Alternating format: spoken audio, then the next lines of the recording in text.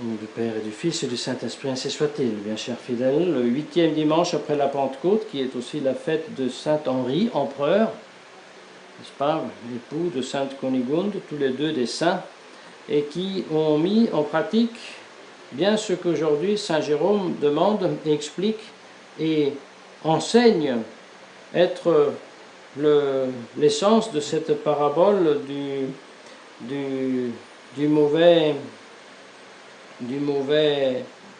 administrateur, n'est-ce pas? Eh bien, à la fin du compte, la fin de toute cette explication, de tout cet enseignement que nous allons rapidement parcourir avec Saint Jérôme, est celui que ne peut pas prêcher la parole divine ou la communiquer, si ce n'est pas un membre de l'Église enseignante, le chrétien qui n'est pas en même temps généreux, qui n'est pas en même temps aussi donne du sien et qui ne fait pas les œuvres de miséricorde corporelle. Voilà le grand enseignement de cette page de l'Évangile que nous donne Saint Jérôme, enseignement duquel nous pouvons traire une conséquence lorsqu'il dit « ne peut pas bien enseigner la vérité, la doctrine du Seigneur, celui qui n'est pas saint dans sa vie », comme dimanche dernier, nous devons dire « ça vaut pour qui ?» Est-ce que ça vaut pour ceux qui, très bien, mais enseignent une doctrine manifestement contraire à celle du Christ? Et alors, une fois de plus, nous devons dire, cette page, cette explication de Saint Jérôme, ne vaut pas pour le pauvre Bergoglio et ses prédécesseurs, mais vaut pour ceux qui, la divine doctrine de Jésus-Christ, par grâce de Dieu, la connaissent et s'efforcent de la propager. C'est bien nous. Mais Saint Jérôme, et je commence ici par la fin, il dit « Celui qui est avare, celui qui est avare dans le sens strict premier du terme, qui ne donne pas du sien à celui qu'il sait ne pas avoir et qui a besoin, comment pourra-t-il distribuer, dit-il, de façon bonne, bene, n'est-ce pas, la divine doctrine du Christ? Et dit-il, si donc de cette façon, par l'avarice, se corrompent les biens de ce monde, combien plus si les vraies vérités divines seront prêchées mal, dit-il, qui seront ceux qui vous croiront? Inutile de prêcher la vérité si vous n'avez pas une sainteté de vie. C'est une corrélation directe sur laquelle d'ailleurs Vénéré Monseigneur Lefebvre insistait souvent et beaucoup, n'est-ce pas? Alors si nous sommes peu, aussi nous croissons lentement dans nos chapelles, dans nos réalités, ou alors si nous pensons croître parce que nous voyons beaucoup plus de personnes dans les bancs, mais ces personnes, ce sont des fidèles de Bergoglio, mais qui ont plaisir à la belle liturgie, ça veut dire que la doctrine du Christ n'est pas bien diffusée. Donc si les chapelles des traditionalistes qui se reconnaissent en Bergoglio, qui reconnaissent Bergoglio, chef de l'Église catholique, si leurs bancs se remplissent avec des soi-disant conservateurs, et si nous, qui ne voyons pas s'accroître peut-être ou peu les personnes dans nos bancs, dans tous les deux les cas, la doctrine divine est mal prêchée,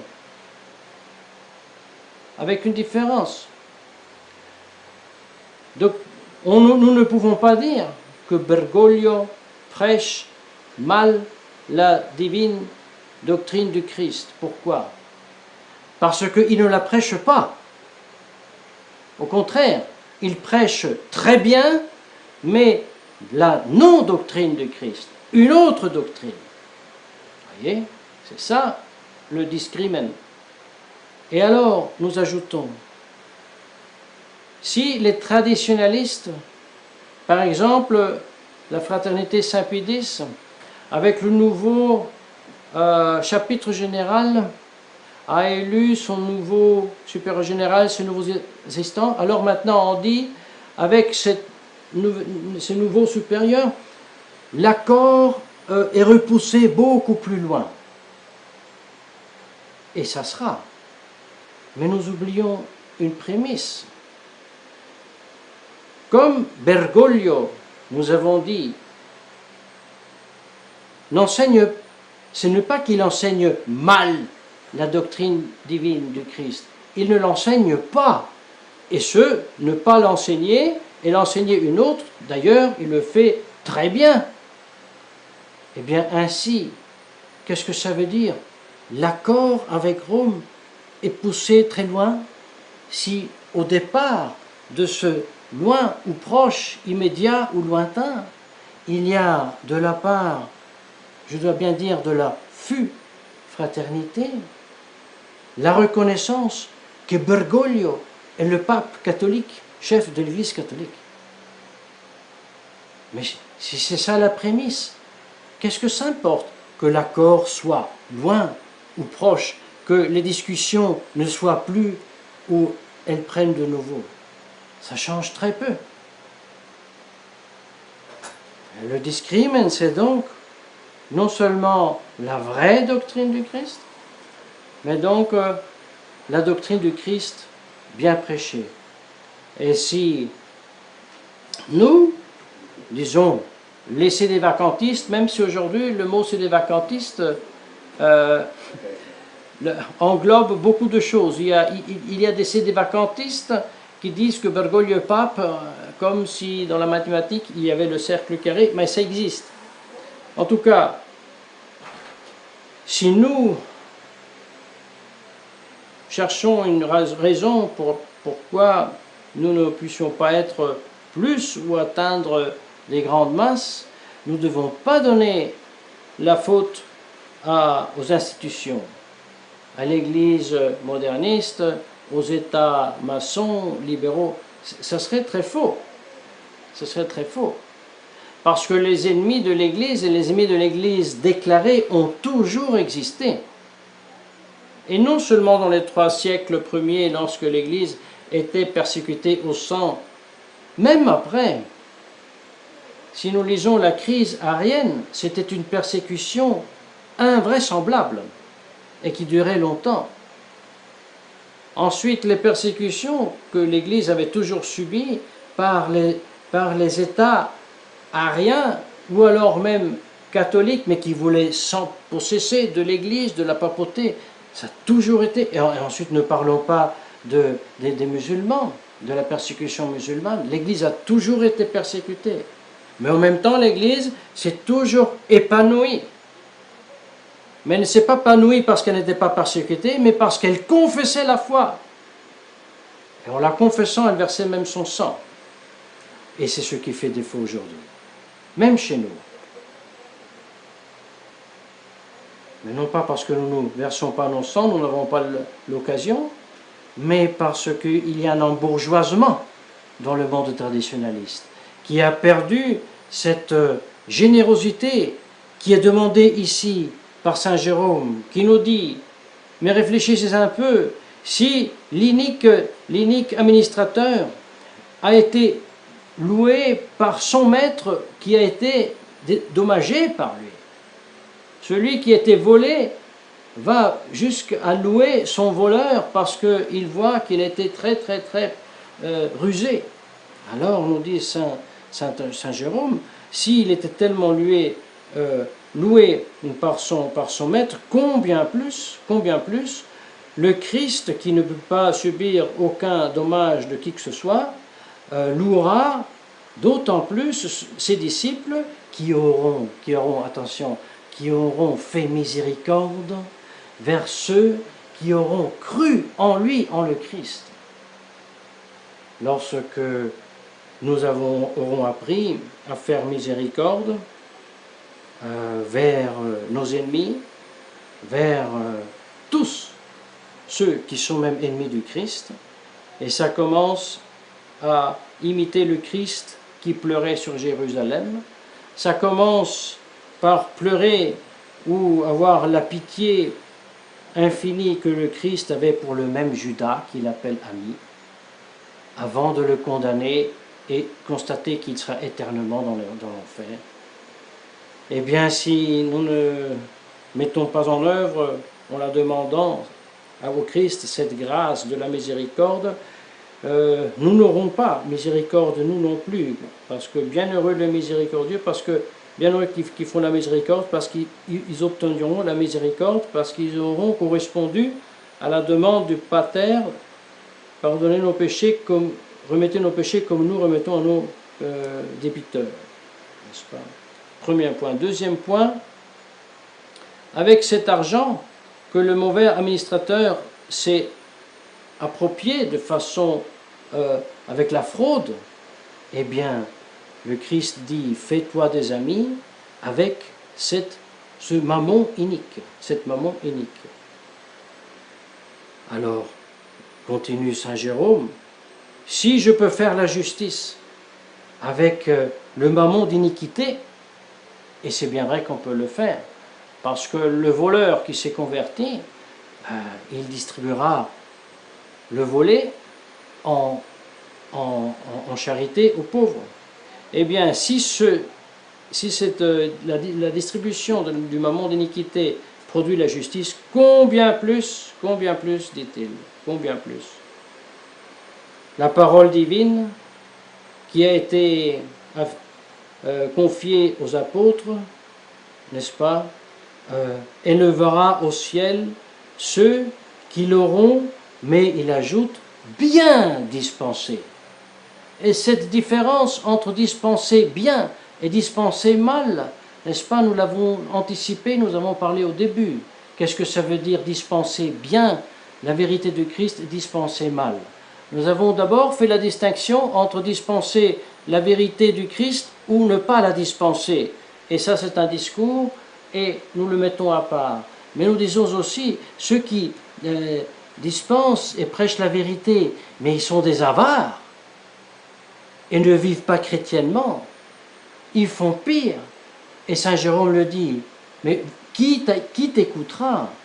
Quelle âme pourra tout toucher si tu prêches la parole seulement par intérêt? Parce que tu veux attirer les gens à toi, parce que tu veux avoir des amis, des gens qui sont avec toi, qui maintiennent. Alors là, ne te fait aucune espérance. Très important, bien cher fidèle, pour nous tout cela. Et consolant aussi.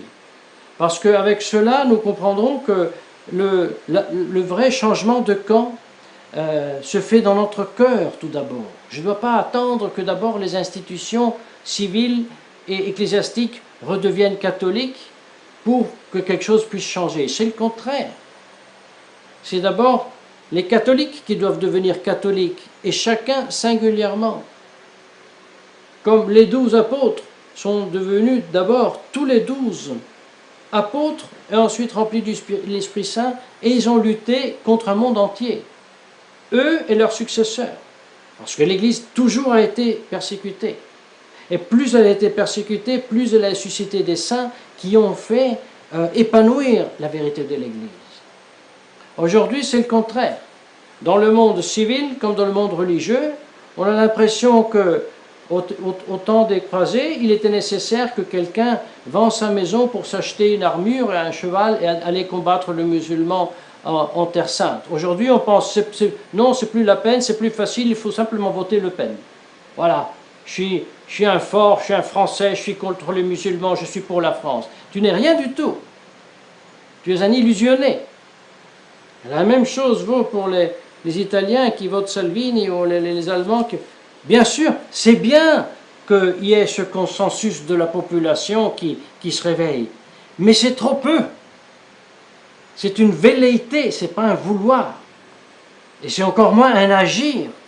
Et surtout pas un agir chrétien-catholique qui change quelque chose dans ces pays. Absolument pas.